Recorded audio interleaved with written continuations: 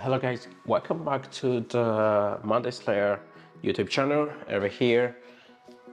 So today I'm going to be talking about the testing of the Tesla Model Y. It's still in the the future of mobility series that I've been doing in this channel. I already released two videos about the Tesla Model 3. So there's one video which is like literally like a presentation and overview of the car, the outside, the driving seat, and yeah, and some other details that you can see. I will be putting the video in the description. There's also a short video about the Tesla iOS mobile application. So it's a quick review and a quick overview of that application on Tesla on iOS devices. So in this video I'll be talking about the Tesla Model Y. I was lucky enough to test it some weeks ago, probably something like 6 weeks. So yeah, I struggled to be able to to get the time to record this video. But yeah, anyway, let's go. So in this video, I'll be talking about the exterior of the car, an outwalk, like a presentation of the car from outside. I'll be also presenting the driving seat. I'll be also presenting the seat, like the behind seat and everything. I also had the car for a very short amount. It's the very second time that I'm having this car in my hands, and that I'm getting my hands on this car and I'm able to drive it. So I'm also going to be commenting about the driving. So yeah, as you can see, the Tesla Model Y is kind of the big sister of the Tesla Model 3. It's typically a Tesla Model 3, but in a bigger form factor, I would say. The shape is literally the same. The only difference is that it's on a higher chassis. I would say it's a bit more elevated. It's more, you can drive it with a position that's a bit more like in an SUV actually, and so you end up having like much more space inside for the passengers, for the driver, and also regarding the boot, you have a bigger boot and you have a bigger front boot. I had a white car, like a white finish with the 20 inches wheel, and I think it was a long range with white interior. I really love the white interior. If there is something that I regret about my Tesla Model 3, which is my daily driver, it's not buying it with the white interior. The black interior is good. Don't really complain about it. It's easy to clean. It's that fake leather. It's called vegan leather. That's really easy to clean. You just have to have like some water and a sloth. And it's all you need. When I upgrade my car, when I buy maybe another Tesla, I don't know exactly when, I'll be probably taking a wet interior. It's a non-brainer. When you from the walk outside, as I was saying, the shape, like the form, everything, it's literally a Tesla Model 3 except bigger.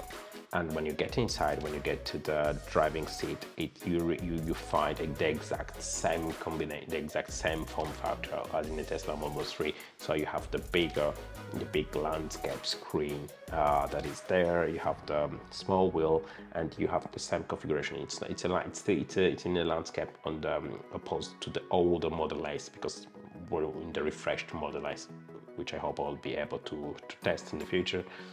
We had some vertical, some portrait screens. So in this one, you have the exact same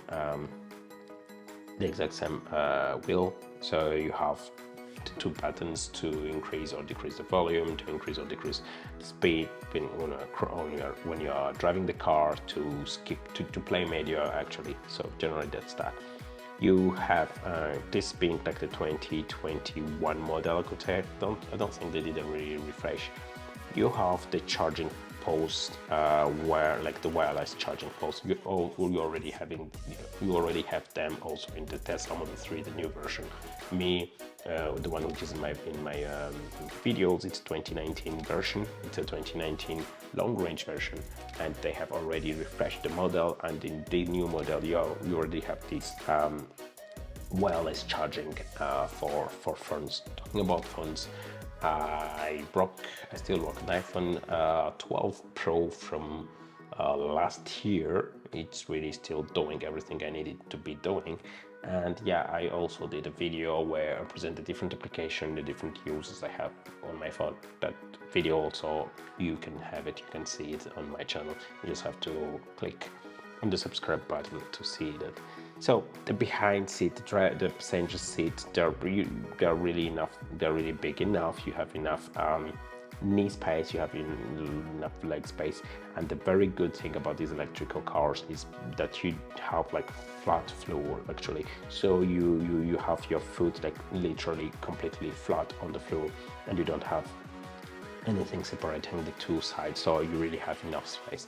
So this car is super comfortable, and I see it, the advantage that it has. I think it would be much more comfortable to be driving this car on longer distances, but the problem is its battery being almost the same as the one we have in the Model 3. Yeah, the details you can do, it's a bit shorter. But yeah, the new Model 3, they do about 600 kilometers and plus, whereas this one, I think it's only at 500 and something kilometers that it can do on one full charge. This is the very second time I'm driving this car, and the only point that I don't like about this car, but I think it also works out with its pricing range.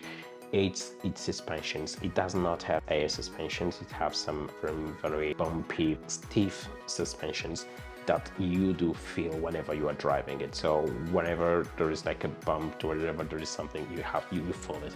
This is really opposite of what we have in the higher, much more expensive Teslas, like in the Model S and in the Model X, where you have air suspensions, not as firm or as these ones. So really beautiful car, amazing car. It's a bit expensive, and the laws have changed here around like in France, and I don't remember exactly about Switzerland, but in France they have changed the ecologic bonus you could have, has been lifted on the cars that are 60 and above K. So I really love this car. I love its design, I love its look, I love its comfort, I love its driving, and I love the fact that it's a Tesla, so you get all the benefits like all the other Teslas that do have like over-the-air updates, like the fact that it's really it's an eye-catching car, it's a very visible car, it has much more pride, it has presence, but also it's kind of subtle, it's kind of minimalist way of looking. So a very good car. But the question would be if I could upgrade my long-range Tesla Model 3 to the Model Y.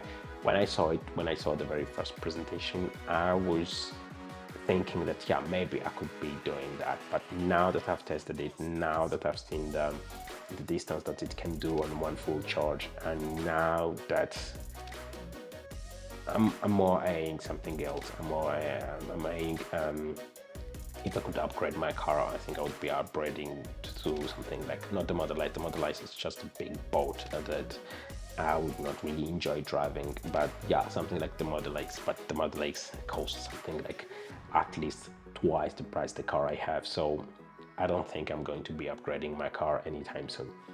So yeah, in this mobility series, I'll be also doing some short reviews of other cars. I am waiting for confirmation from Mercedes and BMW.